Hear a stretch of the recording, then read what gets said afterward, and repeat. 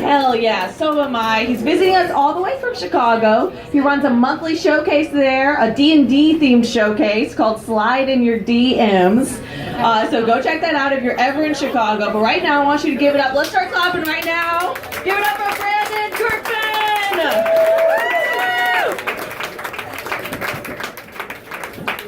All right, listen up, you libtard audience. Let's get this out of the way. There's only 4 genders. You ready for this? Fucking, trucking, sucking, and non-binary. It's 2019. Come on. No, guys, let's be realistic. I'm very caught up on the times. Every day I wake up and I say, I'm just so happy to be a white, straight male. Do I want my masculine to be toxic or fragile today? It's usually always toxic. I go with fragile sometimes when I'm feeling a little feminine, which is kind of nice. That's sexist right there. Did you see what I did? Good comedy, thank you. Anyways, as you can tell right off the bat, I don't get booked for enough showcases like I want to, and it gets me down. Every comedian feels this way. I'm pretty sure Jerry Seinfeld's still like, but nobody knows who I am. And no one's ever happy. And I was telling my friend this, and he sent me this video to cheer me up, which was fantastic. It's exactly what I needed. It's a video for a live streaming service on YouTube called Rise and Shine in Tempo. That is a 24-hour streaming Caribbean gospel network. And it's basically, praise God, praise God, but for like 23 hours and 59 seconds. And at the very bottom of the video, they have a thing that says, submit your clip to riseandshineintempo@gmail.com. And I'm like, this will solve my booking. So I fired up that bad boy email, got this together where it says, hello, Tempo Network / Rise and Shine Programming. My name is Brandon Kirkman, and first off, praise God, know your market. Don't look like a fucking idiot, guys. Also, praise Frederick Morton Jr. He owns them. Once again, this is business. Take it seriously. Let's cut to the chase. I'm a comedian, and then I put in parentheses, Jerry Seinfeld, Louis C.K., Homer Simpson, from the Midwest, who would like to have his stand-up clip featured on your Rise and Shine streaming channel. I do start the set off in my underwear. It is not for sexual reasons! And I think that your audience, after seeing this clip, will say, bless this mess. Anyways, here's my underwear filth, Brandon Kirkman. Guys, guess what? It's been 3 weeks, and they haven't gone back to me! And I'm moving to LA! I've made it finally! No, I feel like every internet interaction nowadays is weird like that. I can't place why it is. I know definitely for me why it's like that. Me and my brother had the internet way too early. My dad was a computer programmer for IBM all the way back in the 70s. So we had the internet in like 1988, which is why this happened. But one of the things I remember is we got one of the first online video games, which was called Sierra Online, and you could play chess with strangers. It was like 1990. And you'd play hundreds of rounds, and it would be so fun. You'd end the round, and people would be all nice. They'd be like, thank you for playing. And I'd be like, I'm 7. And they'd be like, that's great. I'm glad they didn't take advantage of the 7 thing. That's very nice. But it's so weird, because like nowadays I just be like, expect them to be like, shove a rook up your ass, shove a bishop up your ass, shove a king up your ass. And yes, I went through all the chess pieces to figure out which one would hurt the most up your anus, and it's definitely those 3. Do your research. Once again, don't look like an idiot. And like, I don't know where it went wrong. The only thing I theorize is at the same time on the internet in the 90s there was ASCII porn all over the place. ASCII is when you make an image out of letters and words and somebody's like, well, let's figure out how to jerk off to this. Because there's nothing more charming about humanity saying like, well, this is a great invention, but how will it make us come?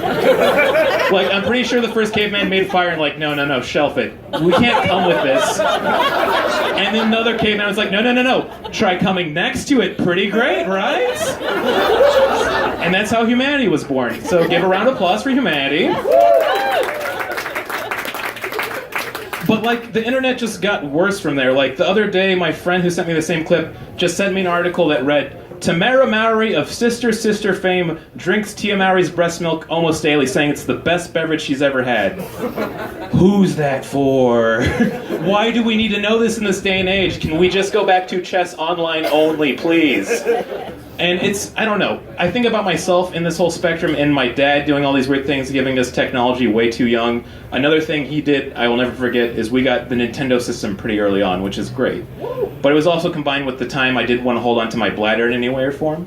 So we were driving home, we were in the van, and he just turns around to surprise us, and he's like, boys, we got a Nintendo! And I just peed that seat so hard that I'm sure to this day it is still moist whenever landfill is in the Midwest. But the thing is, my dad was really about discipline, so I went upstairs, I cleaned myself off, and I came down to play the Nintendo with my brother. And I remember this verbatim. He's yelled at me saying, "No, you can't play the Nintendo. PeePee boys don't get to play Nintendo." Hot fact here, guys. If you yell that at your son, he'll think about it every day of his life for 27 years. Until he kills himself, because that's the only way out when you do that, guys. I'm just being honest. Come on. Suicide's funny. It's real wacky sometimes. I'm going to be honest with you guys. And like on the opposite spectrum of why I feel like I turned out so weird, I'm like way too close with my mom.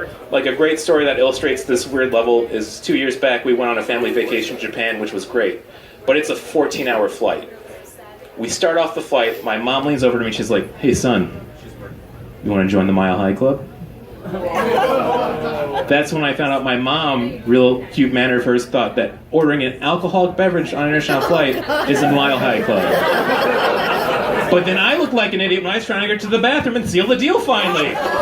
30 years of chemistry were thrown away. Guys, I don't want to fuck my mom. I just want to put that out there, even though the actions reflect that in some strange ways.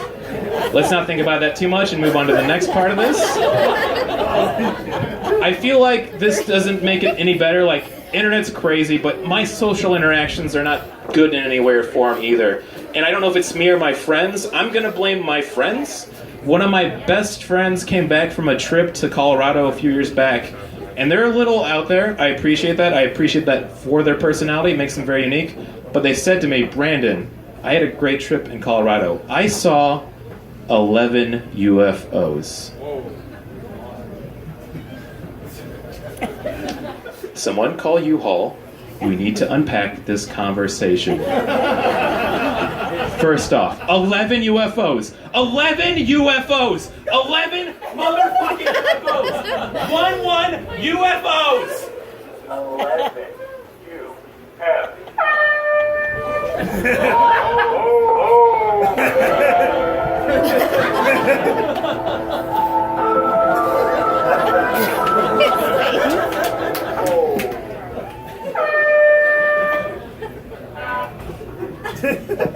That's too many UFOs. That's too many UFOs. You could come back from a vacation to New Orleans and tell me you saw 5 ghosts. That's fine. You can come back from California and tell me you saw 2 Sasquatches blowing each other intimately. Perfectly acceptable. You could tell me you saw a Sasquatch piloting a UFO, abducting an alien. I'll be like, great, that's nice to hear. You can't say 11 UFOs. And you know what I did to this friend of mine when they told me this? Yeah, it sounds pretty cool, nice. Because I'm a coward, and I realize I will agree to murder if you tell me to do it. I'm not going to argue against it. But this conversation drove me insane. So I started doing research on alien abductions and just UFO sightings. And one that came up that was super interesting is there a woman named Denise Stoner. She's 62. She holds the world record for abductions. She's saying she's been abducted about 50 times in her life.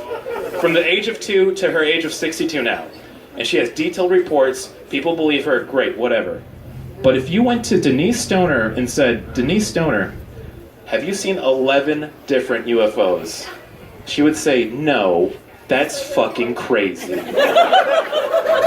But before I get off the stage, I just want to talk about something you guys don't have to deal with, which is such a great thing, the polar vortex. We get them every once in a while up in the Midwest. It gets so cold out, you can die for being outside more than 30 minutes, not a joke. But a friend of mine who also has mental illness was having issues at the same time. And he said when it happened this year, he felt like the government was trying to kill him with the polar vortex. And that sounds funny and bizarre. But he's not wrong. Think about this, guys. Our world governments have let pollution get out of control. And we have only 5 years to reduce carbon emissions by 50%, or we're all going to be underwater. My name's Al Gore. Welcome to Jackass. That's right. You don't change it soon. Johnny Knoxville's gonna be Johnny underwater. Oh, you like Steve-O? Well, Steve-O, no, he's buried by all their pollution. Look at yourself, audience. Look at yourself.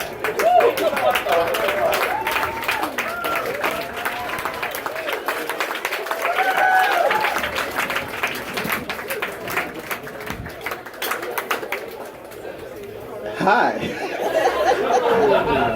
Yeah, I didn't know he brought that either, okay? So look, we in this together, all right? Guys, let's keep this show going. Let's get it going. We got your next comic. He's doing a show for Moon Time.